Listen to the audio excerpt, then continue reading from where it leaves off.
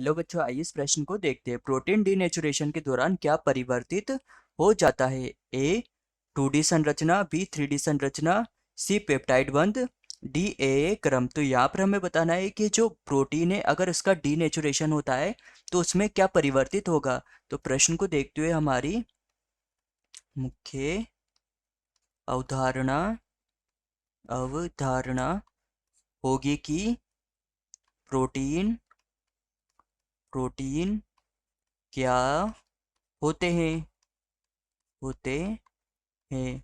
तो जो प्रोटीन होते हैं, इन प्रोटीन का जो निर्माण होता है, इनका निर्माण प्रोटीन का निर्माण अमीनो अम्लों द्वारा प्रोटीन का प्रोटीन का निर्माण होता है तथा इनके निर्माण की जो यह प्रक्रिया है, यह प्रक्रिया कोशिका कोशिका द्रव्य में संपन्न होती है संपन्न होती है। और यहाँ पर प्रश्न ने हमसे पूछा था कि जो प्रोटीन है अगर इसका डीनेचुरेशन के दौरान क्या परिवर्तित होगा। तो अगर हम प्रोटीन का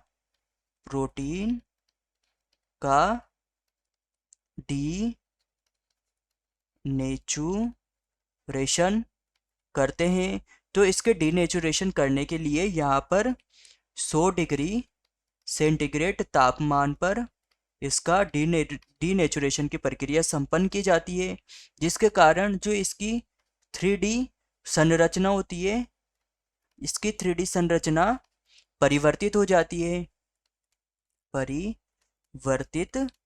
जाती है तथा इसके परिवर्तन होने के कारण कारण इस कारण इस कारण से जो इसका जो कार्य करने की जो क्षमता होती है यह खत्म हो जाती है तथा जो ये प्रोटीन होता है यह प्रोटीन निष्क्रिय हो जाता है हो जाता है। तो यहाँ पर प्रश्न ने हमसे पूछा था कि प्रोटीन डीनेचुरेशन के दौरान क्या परिवर्तित हो जाता है। तो ए था 2D संरचना, तो इसकी 2D संरचना पर प्रभाव नहीं पड़ता है, तो यह गलत हो जाएगा।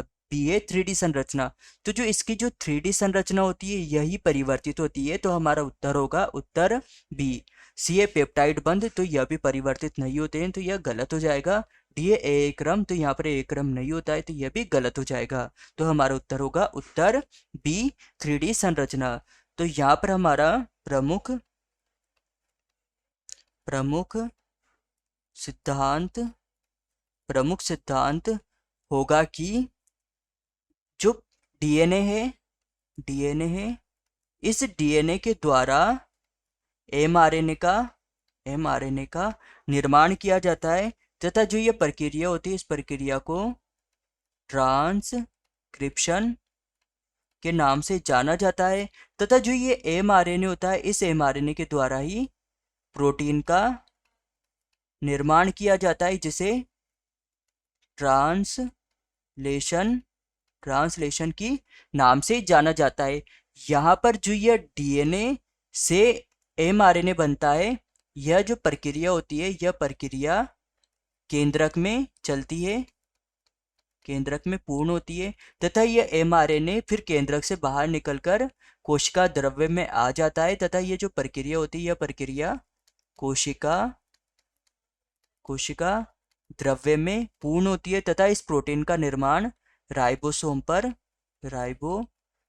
पर होता है। तो आशा है कि आप इसे अच्छी तरह समझ गए होंगे। धन्यवाद।